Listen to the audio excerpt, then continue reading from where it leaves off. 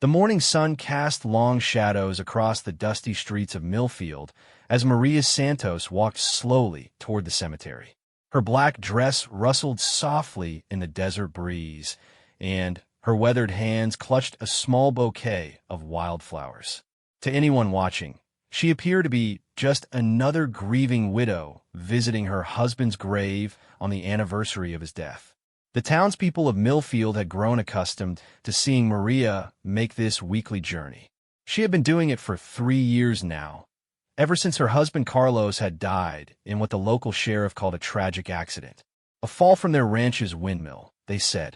Nothing suspicious about it, just bad luck. But Maria knew better. She knew Carlos hadn't fallen. She knew he had been pushed. And she knew exactly who was responsible.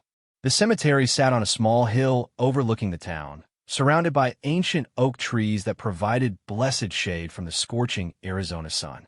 Maria's footsteps were silent on the gravel path as she made her way to Carlos's headstone. The simple granite marker bore his name, dates, and the words "beloved husband" in elegant script. Maria knelt beside the grave and placed the flowers gently against the headstone. Her fingers traced the carved letters of his name as she whispered a quiet prayer in Spanish. To any observer, she looked like a woman lost in grief, completely absorbed in her memories of the man she had loved. What they couldn't see was the way her dark eyes constantly scanned the surrounding area. They couldn't notice how her body remained perfectly balanced despite her kneeling position, ready to move at a moment's notice. And they definitely couldn't guess that beneath her modest black dress, several carefully concealed blades were positioned for quick access. Maria had learned long ago that appearances could be the difference between life and death. During her childhood on the reservation, her grandfather had taught her the old ways. He had been one of the last true Apache warriors, and he had passed down skills that most people thought existed only in history books and Hollywood movies. A warrior who looks like a warrior is already defeated, he used to tell her as they practiced in secret among the red rocks and hidden canyons. The enemy expects strength to look strong. They never expect it to look gentle. Now, 3 years after Carlos's murder, Maria had perfected the art of looking helpless. The local ranchers and business owners saw her as a harmless widow woman who kept to herself. They had no idea that she had spent every day since Carlos's death preparing for the moment when his killers would finally make their move. That moment, she sensed, was coming soon. As Maria finished her prayers and began to rise from beside the grave, she noticed movement in the tree line beyond the cemetery. 3 men were watching her from the shadows, thinking they were hidden. She recognized them immediately. Jake Morrison, the town's self-appointed leader of what he called business development. Tommy Chun, a drifter who had arrived in town around the same time Carlos died. And Bill Hendricks, the corrupt deputy who had been suspiciously absent the night Carlos was murdered. These were the men who wanted a ranch. Carlos had refused to sell the land to them, and now they were growing impatient with her continued refusal. The property sat on top of what geologists suspected was a significant copper deposit, and these men had big plans that didn't include a stubborn widow woman. Maria could feel their eyes on her as she gathered her things and began walking back toward town. She maintained her slow, grief-stricken pace, but her mind was racing. They were finally going to make their move. After 3 years of waiting, they were done being patient. Good. She was tired of waiting too. The walk back to her small ranch house took 20 minutes, and Maria used every second to prepare mentally for what was coming. Her grandfather's training had taught her to read the land, to understand how terrain could be used as both weapon and shield. Her property was perfect for what she had in mind. The ranch sat in a small valley, surrounded by rocky hills and thick brush. There's only one road in and out, and that road passed directly by her front porch. Carlos had chosen this spot because it was defensible back when Apache raids were still a concern for settlers in this part of Arizona. Now, more than a century later, his widow was about to put those defensive advantages to use once again. Maria's house was small, but well-maintained. The outside looked exactly like what people expected from a widow's home. Neat flower boxes, clean windows, and a rocking chair on the front porch where she could sit and watch the sunset. What visitors didn't see was the way every room had been carefully arranged to provide multiple escape routes and hiding spots. In the kitchen, loose floorboards concealed a collection of throwing knives that her grandfather had made by hand. The bedroom contained a secret panel behind the dresser where she kept her bow and a quiver of arrows with razor-sharp points. And in the living room, what looked like an innocent decorative blanket actually hid a war club that had been passed down through 5 generations of Apache warriors. But Maria's most precious possessions were the 3 blades she carried with her at all times. Strapped to her thigh beneath her dress was a knife her grandfather had forged from steel taken from a cavalry saber. On her left forearm, hidden by her long sleeves, was a thin blade designed for close combat. And in her hair, disguised as a decorative pin, was a needle-sharp stiletto that could pierce a man's heart before he even realized he had been touched. As Maria entered her house and closed the door behind her, she allowed herself a moment to shed the persona of the grieving widow. Her shoulders straightened, her breathing deepened, and her eyes took on the hard glint of a predator who had been stalked too long by inferior hunters. She moved to the kitchen window and peered out through the curtains. The 3 men were no longer trying to hide. They had positioned themselves around her property, thinking they had her trapped. Jake Morrison was near the road, blocking her escape route to town. Tommy Chun had circled around to the back of the house, probably planning to flush her toward the others. And Bill Hendricks was approaching the front door, his hand resting on the gun at his hip. Maria smiled grimly. They had made their first mistake by underestimating her. They were about to make their second mistake by thinking that 3 armed men were enough to handle one helpless woman. She moved away from the window and began to prepare. First, she changed from her cemetery dress into dark jeans and a fitted black shirt that would allow for better movement. Then, she retrieved her hidden weapons and checked each one carefully. The blades were sharp enough to cut through leather, and her bow had enough power to drive an arrow completely through a man's body at 50 yards. Finally, Maria opened a small wooden box that sat on her kitchen table. Inside, wrapped in soft cloth, was a necklace made from Apache tears, the black obsidian stones that her people believed were formed from the grief of warriors' widows. She had worn it on the day Carlos died, and she had worn it every day since. Now, she fastened it around her neck one more time and whispered a prayer to the spirits of her ancestors. Outside, she could hear footsteps on her front porch. Bill Hendricks was getting ready to knock on her door. In a few moments, the 3 men would discover that the quiet widow woman they thought they were intimidating had been preparing for this confrontation far longer than they could imagine. Maria took a deep breath and moved into position near the front door. Her fingers found the handle of the blade, strapped to her thigh, and she felt the familiar calm that always came before battle. Her grandfather had taught her that fear was natural, but panic was a choice. Today, she would choose to honor her husband's memory and protect the land that had been his dream. The knock came, loud and demanding. "Mrs. Santos, open up. We need to talk to you about your property." Maria smiled coldly and called out in the trembling voice of a frightened widow, "Just a moment, please. Let me get my robe." But instead of getting a robe, she was getting ready to remind these men why the Apache had once been the most feared warriors in the American Southwest. They thought they were about to intimidate a helpless woman. They had no idea they were about to face a storm that had been building for 3 long years. Maria positioned herself beside the front door, her back pressed against the wall. Through the thin wood, she could hear Bill Hendricks shifting impatiently on the porch. His boots creaked against the old boards, and she could smell the stale tobacco that always clung to his clothes. Behind the house, Tommy Chun was trying to move quietly through the brush, but his city shoes and lack of wilderness skills made him sound like a wounded bear crashing through the undergrowth. "Mrs. Santos, we know you're in there," Hendricks called out, his voice taking on a harder edge. "We're not going away until we talk to you about selling this place. You can make this easy or hard, but either way, we're having this conversation today." Maria closed her eyes and let her grandfather's training take over.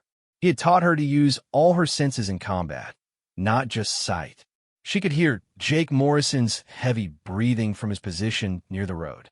The man was out of shape and would tire quickly in a prolonged chase. Tommy Chun had stopped moving behind the house, probably trying to figure out how to get inside without making noise. And Bill Hendricks was getting more agitated by the second, which would make him sloppy and predictable. "I'm coming," Maria called out, injecting just the right amount of fear into her voice. "Please don't hurt me. I'm just an old woman." She heard Hendricks chuckle to his companions. "See? I told you this would be easy. She's already scared." That was exactly what Maria wanted him to think. Moving with the silent grace her grandfather had drilled into her through countless hours of practice, Maria slipped away from the front door and made her way to the kitchen. The back door was slightly ajar, and she could see Tommy Chin's shadow as he crept closer to the house. He had pulled out a crowbar, apparently planning to force his way inside. Maria smiled grimly. Tommy had just volunteered to be first. She opened the back door slowly, making sure it didn't creak. Tommy was only 10 feet away, focused on the back window, and completely unaware that death was approaching him from behind. Maria drew the knife from her thigh in one smooth motion, the blade singing softly as it cleared its sheath. Tommy must have heard something because he started to turn around. But by then it was too late. Maria moved like lightning, closing the distance between them in 2 quick steps. Her left hand clamped over Tommy's mouth before he could cry out, while her right hand brought the blade up under his ribs. The knife slid between bone and muscle with surgical precision, finding his heart in the first thrust. Tommy's eyes went wide with shock and terror. He had probably expected to intimidate a frightened widow woman, maybe rough her up a little to make her sign some papers. He definitely hadn't expected to die silently in the desert brush behind her house. Maria held him as the life drained from his eyes, then lowered his body carefully to the ground. 1 down, 2 to go. She wiped the blood from her blade and moved back toward the house. Bill Hendricks was still on the front porch, but his patience was wearing thin. "Mrs. Santos, stop playing games and open this door or I'm going to break it down." Maria made her way to the living room and picked up the war club from beneath the decorative blanket. The weapon was 3 feet long, made from ironwood and weighted with a stone head that could crush a man's skull with a single blow. Her great-great-grandfather had carried this club when he rode with Geronimo, and it had tasted blood in dozens of battles against the cavalry. Today it would taste blood again. "I'm sorry," Maria called out, making her voice shake with fear. "The lock is stuck. Let me try again." She moved to the front door and stood to one side, the war club ready in her hands. When she turned the handle and pulled the door open, Bill Hendricks stepped inside quickly, his hand already reaching for his gun. But Maria was faster. The war club caught him across the temple with a sound like a melon hitting concrete. Hendricks dropped without a sound, his gun falling from his suddenly nerveless fingers. Maria checked his pulse and found nothing. 2 down. She dragged Hendricks's body into the living room and closed the front door. Jake Morrison was still out by the road, probably wondering why his partners weren't reporting in.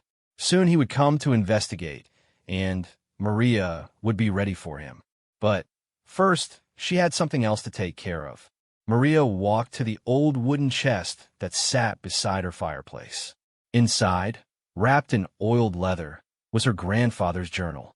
He had written down everything he remembered about the old Apache ways, including detailed instructions for the rituals that preceded and followed battle.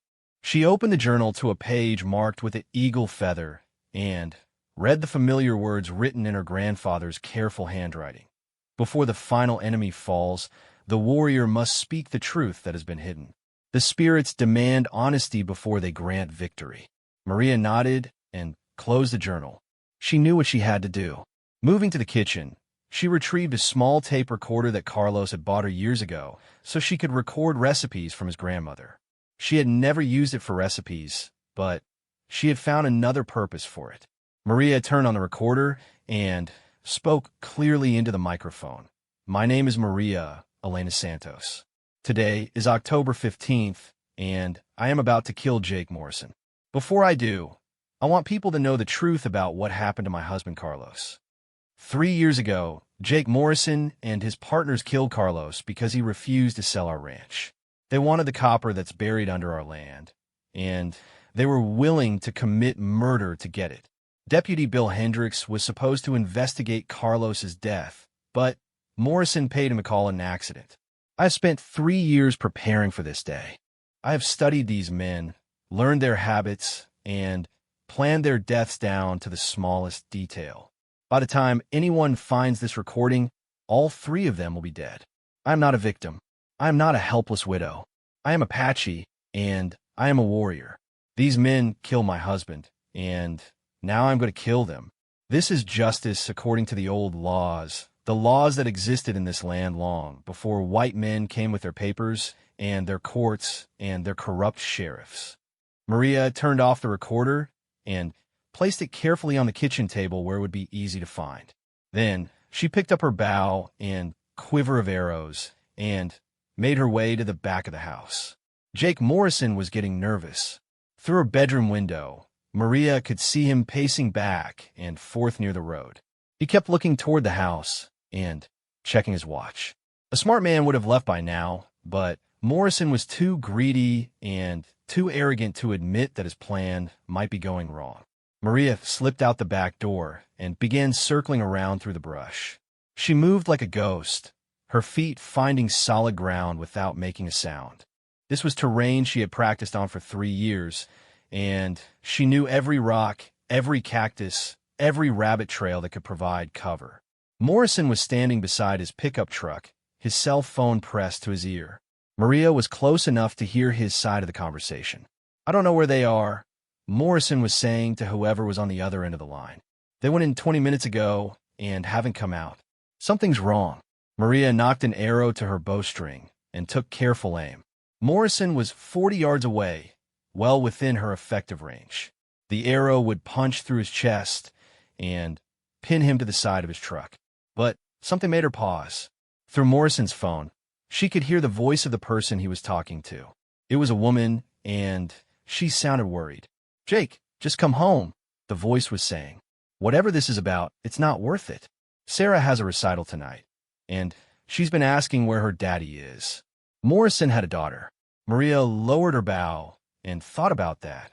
Her grandfather had taught her that a warrior must be ruthless, but he had also taught her that a warrior must be honorable. There was no honor in making a child an orphan, even if her father was a murderer. But then Maria remembered Carlos, and her resolve hardened again. Morrison had shown no mercy when he pushed her husband off that windmill. He had shown no concern for the woman he was making a widow, and he had shown no remorse in the 3 years since. Justice demanded payment, and Maria was going to collect it. She raised her bow again and drew the string back to her cheek. Morrison was still talking to his daughter's mother, making promises he would never be able to keep. "Tell Sarah I love her," Morrison said into the phone, "and tell her daddy will be home soon." Those will be the last words Jake Morrison ever spoke. Maria released the arrow, and it flew true. Morrison dropped the phone and looked down at the shaft protruding from his chest with an expression of complete disbelief. He tried to speak, but only blood came out of his mouth. He was dead before his body hit the ground. Maria emerged from the brush and walked over to check on her final victim. Morrison's phone was still active, and she could hear Sarah's mother screaming questions that would never be answered. Maria ended the call and placed the phone on Morrison's chest. Then she knelt beside his body and spoke a prayer in Apache, asking the spirits to guide his soul to whatever judgment awaited him. It was finished. After 3 years of planning and waiting, Carlos had been avenged. The men who killed him were dead, and the truth about what they had done would soon be known. But Maria's work was not quite complete. There was one more thing she needed to do before the authorities arrived. Maria stood beside Jake Morrison's body for a long moment, watching his blood soak into the dry desert earth. The silence was profound after 3 years of waiting, planning, and preparing. No more sleepless nights wondering when they would come. No more pretending to be helpless while rage burned like acid in her chest. The men who had murdered Carlos were dead, and justice had finally been served. But she knew this was only the beginning of a larger story. Moving with practiced efficiency, Maria walked back to the house to retrieve Morrison's partners. She dragged Tommy Chin's body from behind the house and placed it beside Morrison's truck. Then she went inside and hauled Bill Hendricks out to join them.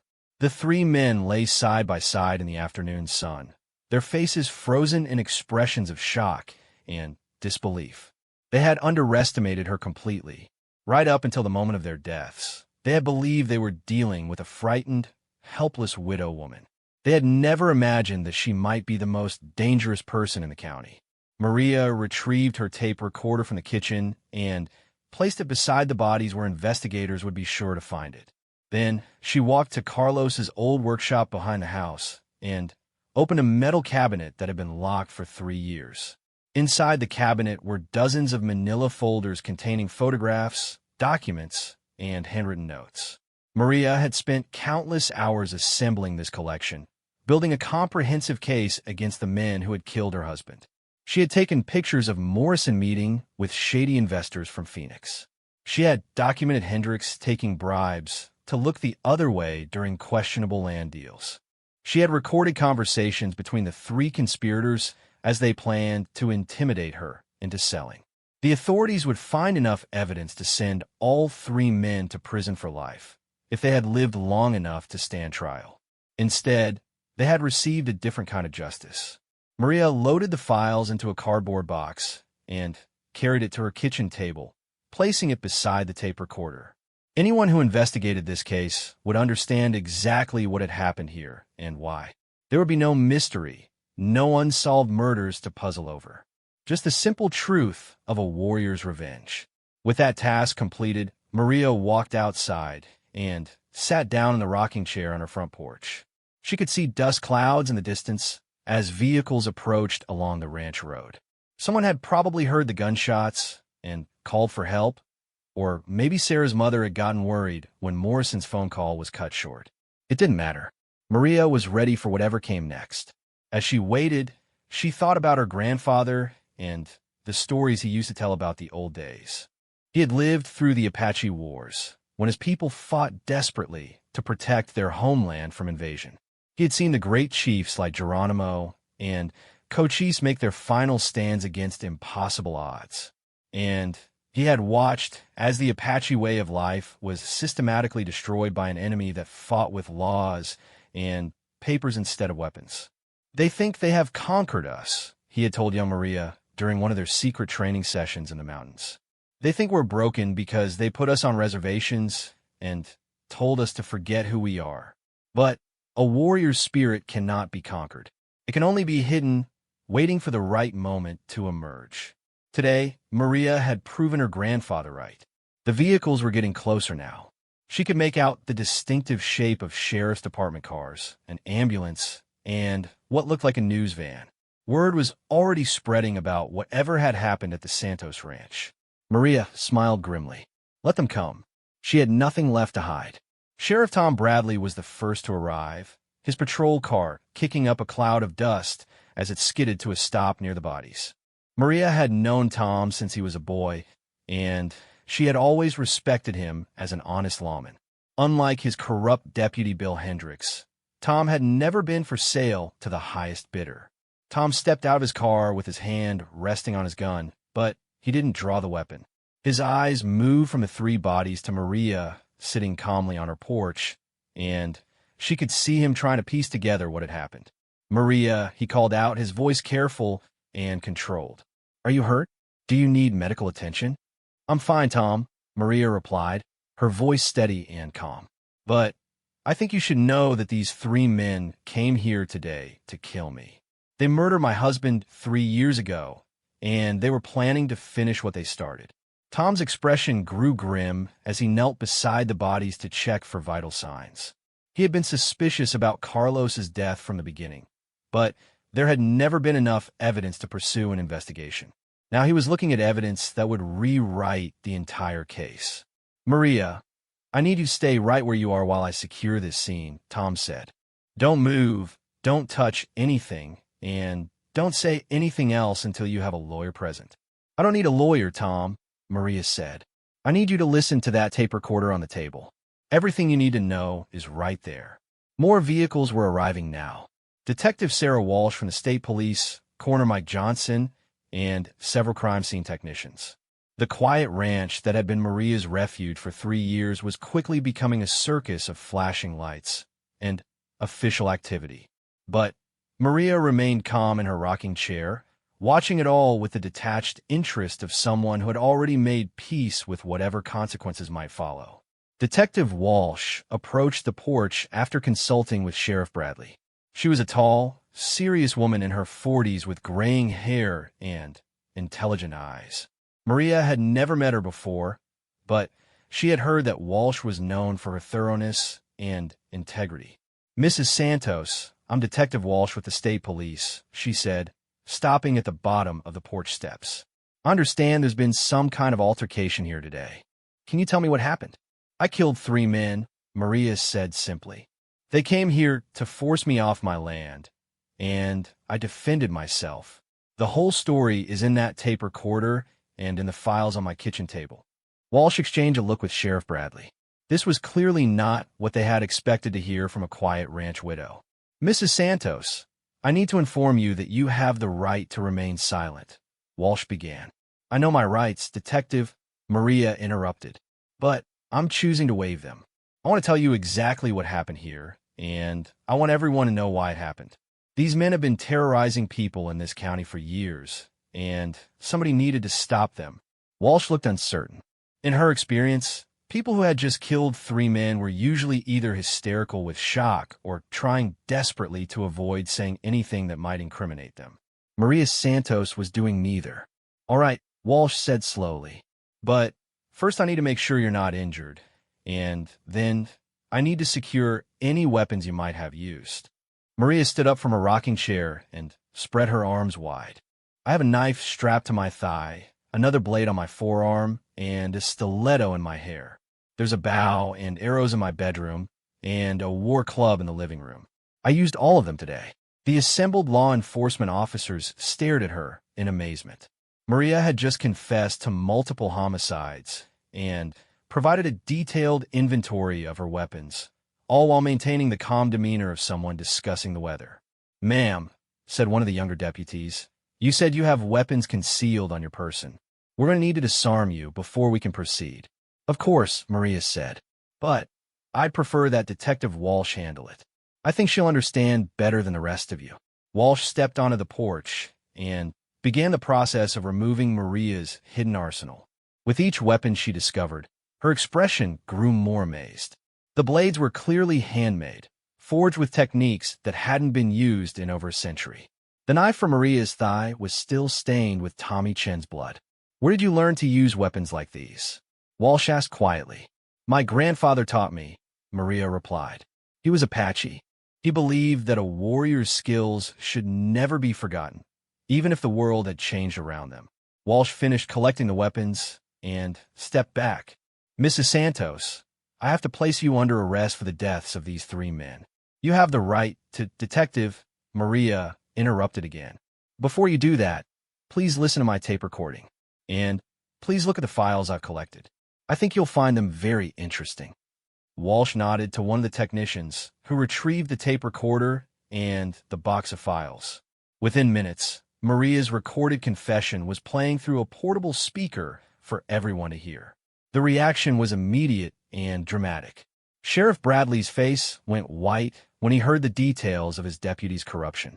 Detective Walsh's expression hardened as Maria described the systematic intimidation and murder that Morrison's group had been carrying out for years. But it was the crime scene technicians who provided the most interesting reaction. As they examined the bodies and the evidence, their professional admiration for Maria's skill became increasingly obvious. This is incredible, one of them muttered to his partner. Look at the precision of these wounds, and the way she positioned the bodies afterward. This wasn't random violence. This was surgical. Detective Walsh spent the next hour reviewing Maria's files while the crime scene was processed. The documentation was comprehensive and damning.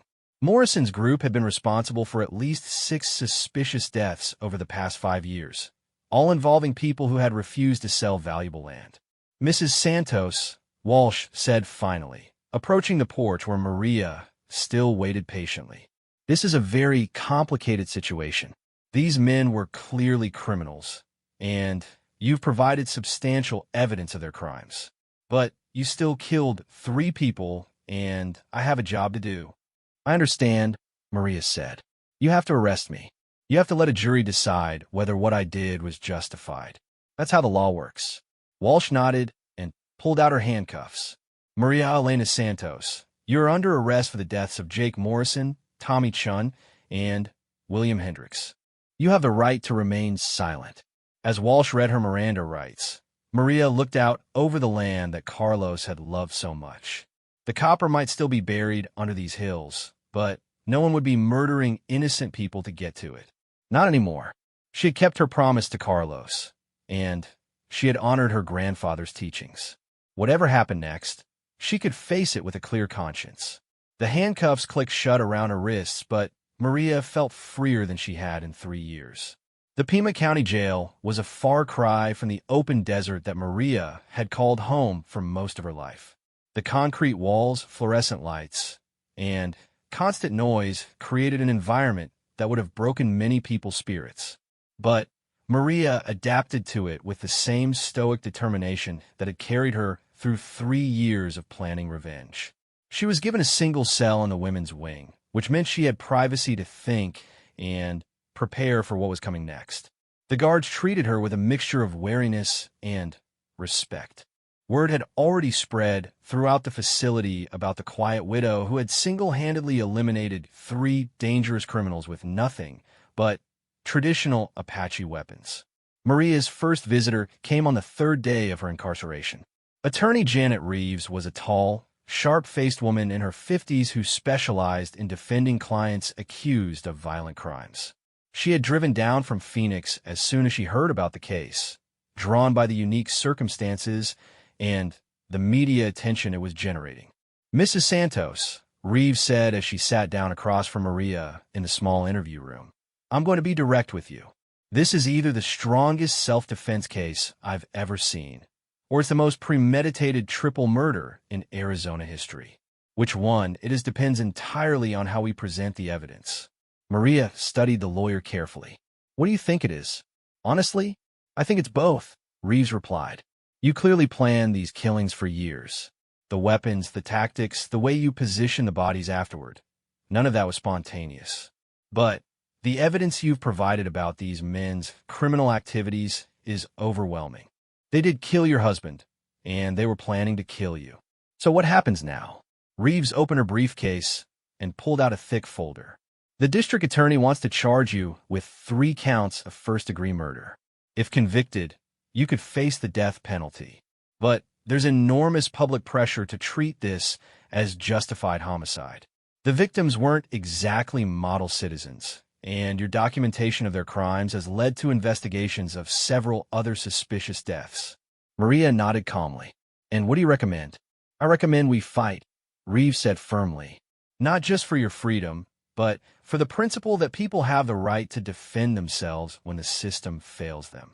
Your husband's murder was never properly investigated because the deputy in charge was corrupt. You had no legal recourse, so you took justice into your own hands. Over the following weeks, Maria's case became a sensation that extended far beyond the borders of Arizona. News crews from across the country descended on the small town of Millfield, drawn by the dramatic story of an Apache widow who had used traditional warrior skills to avenge her husband's murder. The coverage split along predictable lines. Conservative commentators praised Maria as an example of American self-reliance and the fundamental right to defend one's property.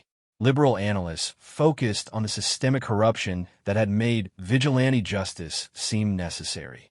Native American activists rallied to support Maria as a symbol of indigenous resistance against historical oppression. But perhaps the most interesting support came from an unexpected source: the families of Morrison's other victims. Detective Walsh's investigation into Morrison's activities had uncovered a pattern of intimidation, fraud, and murder stretching back almost a decade. At least 8 people had died under suspicious circumstances after refusing to sell their land to Morrison's development company. In every case, corrupt officials had ruled the deaths accidental or natural. The families of those victims began organizing demonstrations outside the courthouse, demanding that Maria be treated as a hero rather than a criminal. They argued that she had accomplished more in one afternoon than law enforcement had managed in 10 years of investigation. "My father died in a supposed hunting accident 3 years ago," said Rebecca Martinez at a press conference outside the jail. "The sheriff said his gun went off while he was cleaning it, but we knew better." He had been getting threatening phone calls from Morrison for weeks before he died. Maria Santos did what the law wouldn't do. She got justice for all of us. The political pressure was enormous, but District Attorney Michael Crawford was determined to prosecute the case. Crawford was a career prosecutor with ambitions for higher office, and he believed that allowing vigilante justice to go unpunished would set a dangerous precedent. "I understand the emotional appeal of this case," Crawford told reporters. "These were bad men who did terrible things. But we cannot allow people to take the law into their own hands. If Maria Santos is not held accountable for these killings, what message does that send to other potential vigilantes?" The preliminary hearing was scheduled for 6 weeks after Maria's arrest. Attorney Reeves used that time to build what she believed would be an unbeatable defense strategy. She hired forensic experts to examine Maria's weapons and confirm that they were authentic Apache artifacts passed down through her family. She brought in historians to testify about the legal traditions of indigenous peoples and their historical right to defend their territories. And she assembled a comprehensive timeline of Morrison's criminal activities to demonstrate that Maria had acted only after all legal remedies had been exhausted. But the most powerful weapon in Reeves' arsenal was Maria herself. During their preparation sessions, it became clear that Maria had an almost supernatural ability to remain calm under pressure. She answered every question directly and, honestly, never trying to minimize what she had done or make excuses for her actions. When Reeves suggested that they might want to portray her as a traumatized widow who had snapped under pressure, Maria rejected the strategy immediately. "I didn't snap," she said firmly. "I planned. I prepared. I executed those plans with precision and skill. If you want people to understand why I did what I did, then tell them the truth. I am a warrior, and warriors protect their people." The preliminary hearing drew national media attention. The courthouse in downtown Tucson was surrounded by protesters, news vans, and curiosity seekers. Inside, the small courtroom was packed with reporters, activists, and family members from both sides of the case. Maria entered the courtroom wearing a simple black dress similar to the one she had worn to the cemetery on the day of the killings. Around her neck was her necklace of Apache tears, and in her hair was an eagle feather that had belonged to her grandfather. She looked like exactly what she was, a woman who had made peace with whatever consequences her actions might bring. Judge Elizabeth Morrison, no relation to the deceased Jake Morrison, was a respected jurist known for her fairness and intelligence. She had presided over dozens of murder cases during her 20-year career, but she had never seen anything quite like this. This preliminary hearing will determine whether there is sufficient evidence to proceed to trial on the charges of first-degree murder, Judge Morrison announced. "I want to make it clear that this is not a trial on the merits of Mrs. Santos' actions. We are here simply to determine whether the state has probable cause to believe that she committed the crimes with which she has been charged." District Attorney Crawford presented his case first, and it was devastating in its simplicity. Maria had killed 3 men using premeditated violence. She had planned the attacks, prepared weapons specifically for the purpose of killing, and executed her plan with cold efficiency. The legal definition of first-degree murder was clear, and Maria's actions met that definition perfectly. "Ladies and gentlemen," Crawford said in his closing argument, "we cannot allow emotion to cloud our judgment here. Yes, these were bad men who did terrible things. But that does not give Maria Santos the right to appoint herself judge, jury, and executioner. We have laws, we have courts, and we have legal processes specifically to prevent this kind of vigilante justice. When it was her turn, Attorney Reeves took a completely different approach. Instead of arguing that Maria hadn't committed murder, she argued that the murder had been justified under both traditional Apache law and modern principles of self-defense. Maria Santos spent 3 years trying to get justice through legal channels, Reeves told the packed courtroom. She reported her suspicions about her husband's death to the sheriff's department. She provided evidence of corruption and criminal activity. She begged the authorities to investigate. And what happened? Nothing. Because the very people who were supposed to protect her were being paid by her husband's killers. Reeves then called a series of witnesses who painted a devastating picture of Morrison's criminal enterprise and the corruption that had protected it. Former employees testified about being ordered to intimidate property owners. Bank records showed suspicious payments to Deputy Hendricks. And, most dramatically, the widow of another victim broke down on the stand as she described how her family had begged for a proper investigation into her husband's death. When the system fails this completely, Reeves concluded, people have no choice but to protect themselves. Maria Santos didn't want to kill these men. She wanted justice. When justice was denied to her through legal channels, she sought it through the ancient laws of her people. Those laws are older than Arizona, older than America, and they recognize a fundamental truth. When evil goes unpunished, good people must act. The hearing lasted 3 days, and at the end of it, Judge Morrison faced one of the most difficult decisions of her career. Legally, the evidence clearly supported charges of first-degree murder. But morally, the case was far more complicated. After a night of deliberation, Judge Morrison returned to the courtroom with her decision. I have reviewed all the evidence presented in this hearing, she announced, and I have considered the legal precedents and constitutional principles that apply to this case. While I'm deeply troubled by the systemic failures that led to these tragic events, I must apply the law as it is written, not as I might wish it to be. The courtroom held its breath. I find that there is sufficient evidence to support charges of second-degree murder rather than first-degree murder. While Mrs. Santos clearly planned these killings, the evidence suggests that she was acting in response to an imminent threat to her own life. The fact that the victims were armed and had come to her property with criminal intent supports a finding of imperfect self-defense rather than premeditated murder.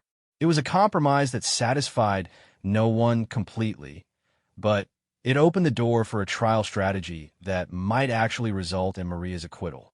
As court officers led Maria back to her cell, she caught sight of her attorney's relieved expression and the angry scowl on District Attorney Crawford's face. The real battle was just beginning. The trial of Maria Santos began on a crisp morning in January, 6 months after the killings that had made her famous across the country. The courthouse square in Tucson was transformed into a circus of media attention, with satellite trucks from every major news network and crowds of protesters carrying signs both supporting and condemning the Apache widow who had become a symbol of frontier justice. Inside the courtroom, Judge Morrison had imposed strict rules about cameras and recording devices, but she couldn't control the electricity in the air as potential jurors were questioned about their ability to be impartial. The jury selection process took 2 weeks, as both sides fought to seat people who could look past the enormous publicity and focus on the facts of the case. The final jury consisted of 8 women and, for men, ranging in age from 25 to 72. They included a retired teacher, a construction worker, a nurse, a small business owner, and several other working-class citizens who claimed they could judge Maria's actions fairly despite the media coverage. District Attorney Crawford opened the trial with a presentation that focused relentlessly on the legal definition of murder. He displayed crime scene photographs showing the 3 bodies, detailed the precision of Maria's attacks, and walked the jury through a timeline that demonstrated months of planning and preparation. Maria Santos is not the victim here. Crawford told the jury, during his opening statement. Jake Morrison, Tommy Chun, and Bill Hendricks are the victims. Yes, they were flawed men who made serious mistakes. But being a bad person is not a capital offense in Arizona. Only a jury, following the rule of law, has the authority to impose a death sentence. Maria Santos appointed herself judge, jury, and executioner, and that is murder under the law. Attorney Reeves took a completely different approach in her opening statement. Instead of disputing the facts of the killings, she embraced them while placing them in a larger context of historical injustice and systemic failure. Ladies and gentlemen of the jury, Reeves began, you're going to hear a story that goes back more than a century to a time when Apache warriors fought to protect their families and their land from invaders who came with weapons and lies. That war never really ended. It just moved into courtrooms and corporate boardrooms and corrupt sheriff's departments. Maria Santos is the last warrior of a people who never learned how to surrender. The prosecution's case was methodical and devastating. Crawford called forensic experts who testified about the lethality of Maria's weapons and the skill required to use them effectively. He brought in crime scene analysts who demonstrated the deliberate positioning of the bodies. And he played Maria's recorded confession over and over, emphasizing her calm admission that she had planned the killings for years. But Crawford's most powerful moment came when he called Sarah Morrison, the 8-year-old daughter of Jake Morrison, to testify. The little girl, accompanied by her mother and a victim's advocate, broke down in tears as she described waiting for her father to come home from work and never seeing him again. He promised he would be home for my recital, Sarah sobbed on the witness stand. He promised he would never leave me. It was heartbreaking testimony that reminded the jury that whatever Jake Morrison's crimes, his death had created real victims who would carry the pain forever. Attorney Reeves' cross-examination of the child was gentle but pointed. She asked Sarah if her father had ever talked about his work, if she knew about the people who had been hurt by his business dealings, if anyone had ever explained why some people were angry with him. The answers were predictable. Sarah knew nothing about her father's criminal activities, but Reeves had made her point. Innocent people had been hurt by both Morrison's crimes and Maria's response to them. The defense case began with a parade of expert witnesses who established the historical and cultural context for Maria's actions. Anthropologists testified about traditional Apache justice systems and the role of warriors in protecting their communities. Historians explained the systematic destruction of Native American legal traditions and the forced assimilation that had stripped indigenous peoples of their traditional methods of conflict resolution. But the most powerful testimony came from Dr. Elena Ruiz, a psychiatrist who had evaluated Maria and concluded that she was suffering from what Ruiz termed cultural PTSD, a form of trauma that resulted from the systematic suppression of her people's identity and values. Maria Santos grew up in a world where her grandfather's wisdom was dismissed as primitive superstition. Dr. Ruiz explained to the jury. She was taught to be ashamed of her heritage and to trust in legal systems that had consistently failed her people. When those systems failed her personally, when her husband's killers went unpunished because of corruption, she reverted to the only justice system she truly trusted, the ancient laws of her ancestors. District Attorney Crawford's cross-examination of Dr. Ruiz was aggressive and effective. He forced her to admit that cultural PTSD was not recognized in standard psychiatric manuals, and that thousands of Native Americans had suffered similar historical traumas without becoming killers. Dr. Crawford pressed, "Are you telling this jury that Maria Santos' heritage gives her a license to commit murder?" "I'm telling this jury that context matters," Dr. Ruiz replied firmly. Maria Santos didn't wake up one morning and decide to kill 3 men. She was driven to it by circumstances that would have broken most people. The defense also called several of the families who had lost loved ones to Morrison's criminal enterprise. One by one, they testified about their failed attempts to get justice through official channels. They described meetings with corrupt officials, evidence that disappeared, and investigations that were quietly dropped without explanation. Rebecca Martinez, whose father had died in a suspicious hunting accident, gave particularly powerful testimony about the system's failures. "We knew Morrison killed my father," she told the jury. "We had evidence. We had witnesses. But every time we brought it to the sheriff's department, nothing happened. Deputy Hendricks told us there wasn't enough proof. Now we know he was being paid to say that. How many more people would have died if Maria hadn't stopped them?" But Crawford's rebuttal was equally powerful. He reminded the jury that suspicion was not the same as proof, and that even if Morrison and his partners were guilty of other crimes, that didn't justify Maria's decision to execute them. "Ladies and gentlemen," Crawford said during his cross-examination of Martinez, "your father deserved justice.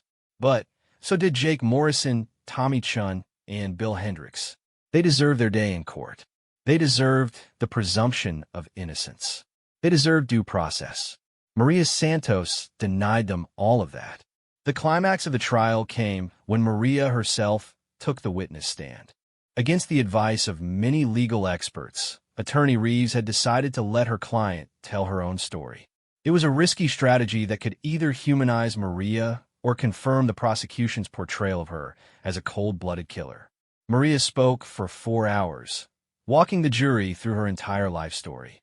She described growing up on the reservation, learning traditional skills from her grandfather, meeting and marrying Carlos, and building their dream of a peaceful life on their ranch.